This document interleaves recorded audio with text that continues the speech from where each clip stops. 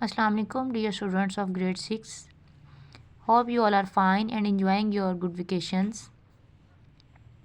Students, yesterday we have to solve question number 2 of exercise number 7D.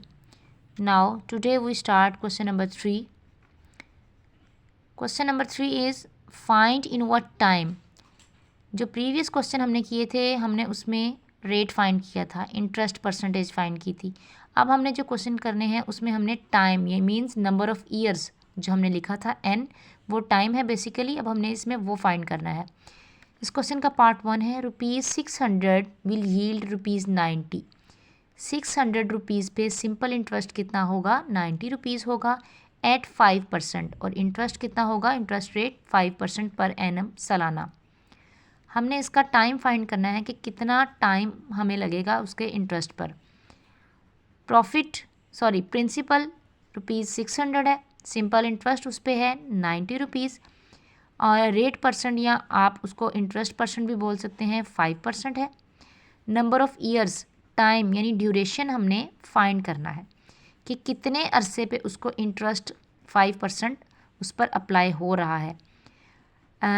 हमने previous formula पढ़ा था, simple interest equals to है PIN, principal multiply by interest percent multiply by number of years. So we have to find out number of years means time. हम P principal और I interest ये number of years के साथ multiply हो रहे हैं, तो इसको जब दूसरी साइड पर लेकर जाएंगे तो ये सिंपल इंटरेस्ट के साथ डिवाइड हो जाएंगे. मल्टीप्लाई बाय 100 मैंने इसलिए लिखा, I परसेंट में है तो जब परसेंट को ख़त्म करके नीचे 100 लगाएंगे तो वो ऊपर जाकर मल्टीप्लाई हो जाएगा.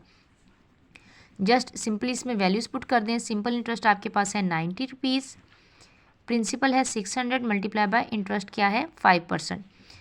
तो 100 के 00 600 के 00 से कैंसिल हो जाएंगे. आपके पास रह जाएगा 90/6 मल्टीप्लाई बाय 5.